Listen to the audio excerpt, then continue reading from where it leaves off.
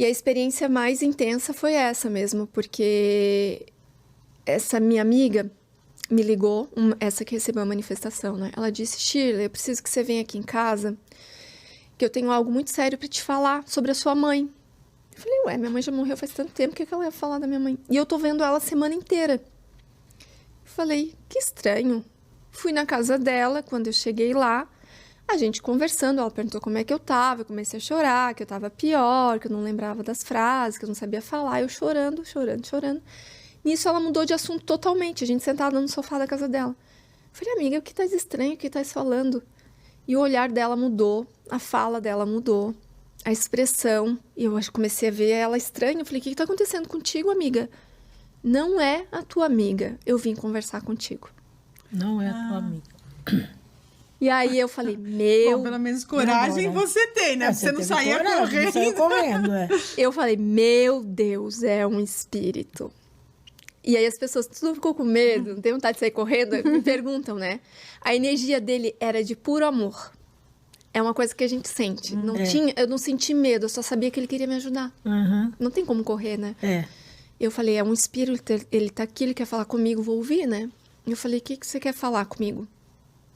E a expressão da minha amiga, o sotaque dela totalmente de Florianópolis, o jeito de falar, era uma pessoa totalmente letrada, com uma outra cultura falando ali, não era ela. Não tinha como ter dúvidas. As pessoas falam, mas como é que sabe que não era ela?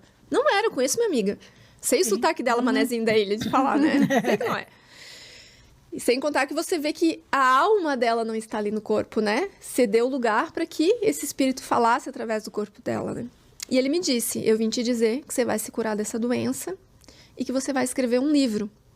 E que tudo que você chorou essa semana no seu quarto, ajoelhada, pedindo para Deus, é o que vai acontecer. Eu falei, meu Deus, eu acho que é um espírito mesmo, porque ninguém sabe que eu me ajoelhei, chorei e pedi algo para Deus essa semana. Porque mesmo eu assistindo aquele espírito ali, como eu não era espírita ainda, eu tava meio duvidando, achando estranho, né? E o que eu tinha pedido para Deus nessa semana? Assim, eu tava tão mal, tão doente, não me curava, só piorava, né? E nesse fundo do poço, eu abri um subsolo do poço, que foi o burnout. E lá nesse subsolo do poço, eu encontrei uma fé que não existia dentro de mim. Eu não sabia que eu tinha fé. Porque eu achava que fé era uma coisa ligada à religião. Fé é um fluido que movimenta a gente a crer em algo quando você precisa muito disso, né? E eu falei, Deus, chorando, ajoelhada, me ajuda a me curar dessa doença que eu não aguento mais. Eu preciso voltar a ficar bem para eu trabalhar, para eu ter dinheiro para pagar minhas contas. Mas eu quero um trabalho assim. Daí eu desenhei para Deus o trabalho. Porque eu queria escolher, né? Já que eu ia recomeçar. Já que eu não tô mais, né? Eu pensei assim, eu quero um trabalho assim. E aí, meninas, quando eu falo isso agora, não era a Shirley mental e racional. Era a minha alma, do Mulheres de Alma. Era a minha alma que dizia o que eu queria. Porque se somos espíritos, a nossa alma, ela reconhece o que já escolheu, né? Claro. E a minha alma dizia que eu queria um trabalho em que eu pudesse ajudar as pessoas, fazer o bem. Nunca imaginei que isso era ser palestrante espírita. E ganhar dinheiro para viver. Só para viver. Né? Que tudo que viesse, eu iria aproveitar. E ele falou que já estava escrito e que eu iria viver essa experiência de escrever um livro. Ele perguntou se eu queria, eu disse que sim. Ele perguntou que eu teria que abrir mão da minha vida, de muita coisa para isso, porque eu ia ter que assumir o compromisso de falar sobre o meu caminho de cura nesse livro e falar sobre espiritismo nesse livro. E que eu iria enfrentar julgamentos até o fim da minha vida e que meu compromisso ele era muito sério com a espiritualidade. E finalizou dizendo que a minha mãe não estava bem. E eu pensei, católica, a minha crença era o quê? Minha mãe morreu, está no céu, descansando em paz. Não tinha outra possibilidade. Não. Eu não sabia que o espírito pode acompanhar a gente por aqui, que pode sofrer. Continua a vida. Nada. Falei, mas a minha mãe não está bem, ela não está no céu descansando. Não, ela está viva, no plano espiritual, sofrendo por se sentir culpada pela tua doença. Eu falei, mas ela não tem culpa da minha doença. Daí, meus amigos que estão assistindo, eu informo uma coisa para vocês. Os nossos entes queridos que partem, eles assistem a gente por aqui. A gente acha que eles morreram, eles estão vivos acompanhando E muitas Sempre- vezes se angustiando. Se angustiando com o nosso sofrimento, se angustiando com a nossa fala. Óbvio que no momento que eles são permitidos a isso, que tem todo um processo espiritual, né? Mas o que a minha mãe ouvia do plano espiritual eu dizer? Eu dizia assim, alguém me falava, nossa, Shirley, tu nunca melhora, né? A minha frase que doía nela, né? Deixa, eu tô cuidando de mim, da minha saúde mental, emocional, porque eu nasci de uma mãe esquizofrênica e nunca pude olhar pra mim. Eu cuidei dela até ela morrer. Então, isso dava a entender que porque eu tive que cuidar da minha mãe, a culpa era dela. E eu falei, Jesus, meu Deus, mas a culpa não é dela. É natural, foi a consequência, não é culpa dela, né? E eu falei para esse espírito, eu posso ajudar de alguma maneira? Porque eu não tinha conhecimento, né? Eu falei, tem como ela não sofrer mais? Porque imagina, filha única, sabendo que a mãe tá sofrendo, eu quero ajudar, né? Tem como ajudar. E ele me disse o que era para eu fazer. E eu nem sonhava o que iria acontecer a partir daí. Quando você estiver sozinho em casa, você vai conversar com ela em oração e ela vai te ouvir. Você vai pedir perdão por tudo, vai explicar, vai falar como foi ter sido filha de uma mãe com esquizofrenia. Ela vai te dizer como foi ter sido mãe com esquizofrenia. Vocês vão ter o encontro... Tem isso também. Vocês têm os dois lados. Vocês vão ter um encontro que vocês nunca tiveram. E no final desse encontro, ela vai te dar o colo que ela nunca te deu. Eu vi aquilo tudo achando uma loucura, né? Eu falei, colo? Sentido figurado, né? Beleza, fui embora com aquela informação toda na cabeça. Eu lembro que eu fui embora dirigindo. Eu falei, meu Deus, minha mãe tá viva e agora ela tá sofrendo. Sabe? Uma coisa que eu não sabia, né? Porque eu já tinha tido uma história de sofrimento. e Enquanto ela tá viva, sofrendo ainda. efetivamente. E eu sempre encarnada, falava, né? Ângela, né?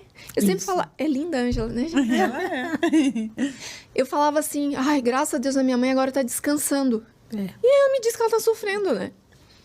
No dia seguinte em casa eu falei, bem, na dúvida, como eu não sabia de nada se era verdade ou mentira, né? Eu falei, vou fazer o que ele disse, vou conversar com ela em oração.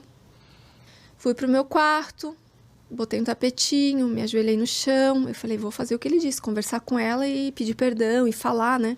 Só que eu não conseguia começar, porque aquilo era um ritual estranho, né? Como é que eu vou começar a fazer isso? Falar isso, né? Mãe, vem aqui. Mãe, vem aqui, como é que faz? Eu falei, gente, como é que faz isso? Daí eu lembro que eu comecei rezando Ave Maria e Pai Nosso, várias vezes, assim, Ave Maria, Pai Nosso, Ave Maria.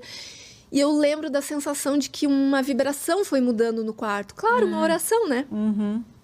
Daí eu falei, mãe, eu não sei como começar a fazer isso. Com os olhos fechados, assim, né? Mas eu vou falar contigo como se tu estivesse aqui. Ontem eu fui na casa de uma amiga, mãe, e comecei a falar mesmo imaginando que ela estava ali. Igual quando ela estava viva, eu chegava contando uma história, Em voz alta. Em voz alta. Shirley. Em voz alta. Isso é importante. Sempre em voz alta. Mãe, ontem eu fui na casa de uma amiga e ele me pediu para eu conversar contigo. Ele me disse que tu tá viva. E aí, com uma fé absurda, eu falei assim, com os olhos fechados. Mãe, se tu tá viva em algum lugar, me escuta. Me escuta, que eu preciso que tu me escute, que eu tenho muita coisa para te dizer. Eu não entendo nada de espiritismo, de mediunidade, mas ele falou que tu tá viva, eu preciso te falar que tu não tem culpa de nada. E comecei a falar. E aí fui tendo uma certeza de que ela estava ouvindo. A minha fé foi me fazendo acreditar que em algum lugar ela estava me ouvindo, né? E fui falando e pedindo perdão, contando, falando, e comecei a chorar. E num choro eu faço assim. E eu escuto um outro choro no quarto. E eu continuei, que estranho, mas nem passou pela minha cabeça o que iria acontecer naquela tarde, aquela manhã. Continuei, eu... E escuto um outro choro no quarto. Eu falei, meu Deus, o que tá acontecendo? Que estranho, que medo. Me deu medo, porque não passou pela minha cabeça que era minha mãe que estava no quarto. Sim. E esse espírito um dia antes disse assim, amanhã você vai sentir medo. Ele falou isso. E quando você sentir medo, você vai lembrar da seguinte frase e vai falar, Deus e a espiritualidade vão me amparar. Daí eu fiquei, que medo? Eu falei, peraí, meu Deus, eu conversei com Deus. Eu tô aqui nesse quarto, eu não sei o que vai acontecer, eu só tenho a certeza de que alguma coisa muito diferente que eu nunca vivi vai acontecer. Eu sabia disso, né?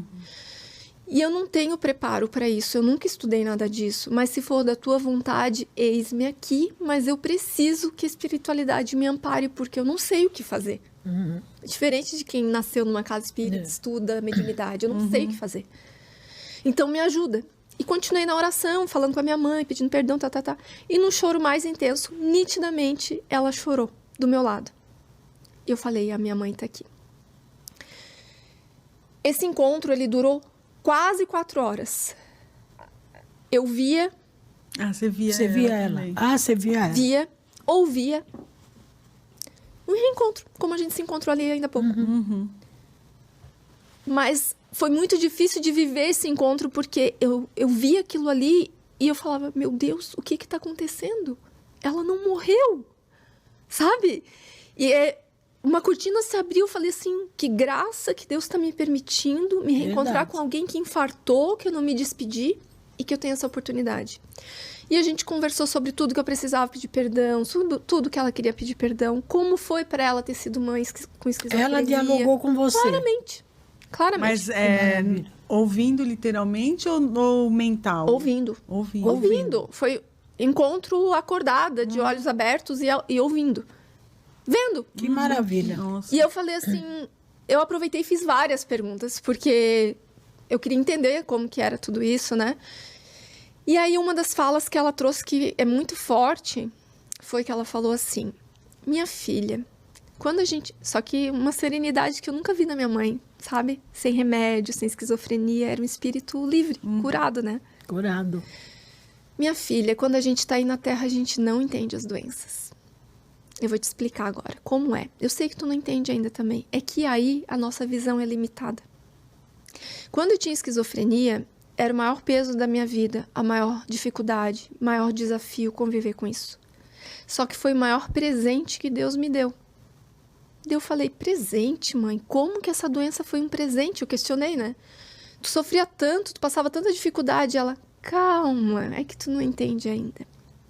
E aí ela me contou algo que eu jamais imaginei. Antes de eu ser tua mãe, eu fui um ser humano muito ruim. Eu fiz muito mal para as pessoas. Muito mal, muito mal. E a minha mãe era bondosa, doce, generosa. E eu morri, desencarnei. E olha que curioso, gente. As falas dela, ela era católica, não usava desencarnar, plano espiritual.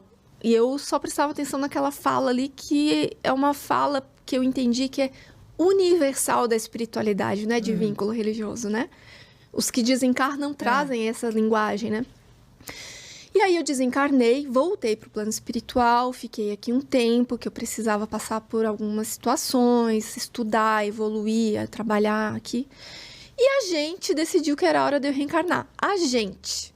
Eu não perguntei sobre essa parte, mas eu imagino mentores, anjos, né? O anjo da guarda dela. Isso. A gente decidiu que era hora de eu reencarnar. E aí nós analisamos juntos, eu imagino já uma equipe, né? O que mais eu precisava aprender nessa próxima vida. E assim é feito com todos nós. E como eu tirava a vida das pessoas na vida anterior, tirava a vida, eu não tinha amor ao próximo. Então eu precisava saber o que era amor ao próximo. E nós escolhemos a esquizofrenia como instrumento. Porque através da esquizofrenia eu iria passar por situações que eu ia precisar do amor das pessoas por mim para me cuidar. E aí uma fala dela muito forte foi quando ela disse assim, eu precisei do amor dos médicos para eu não engolir a minha língua. Eu precisei do amor das enfermeiras no hospital psiquiátrico quando eu tentava tirar a vida das minhas colegas. E eu precisei do amor das pessoas quando eu ia amarrada numa camisa de força e deixava o meu bebê para alguém cuidar. Até me emocionei de novo, né? Claro. Imagino, né? Com certeza. Porque era algo que a gente não imaginava, mas que aquilo ali, aquele momento difícil e doloroso, ela falou que tudo isso fez com que ela desencarnasse, voltasse para o plano espiritual muito evoluída. É um resgate, né? E aprendeu o que é o amor ao próximo.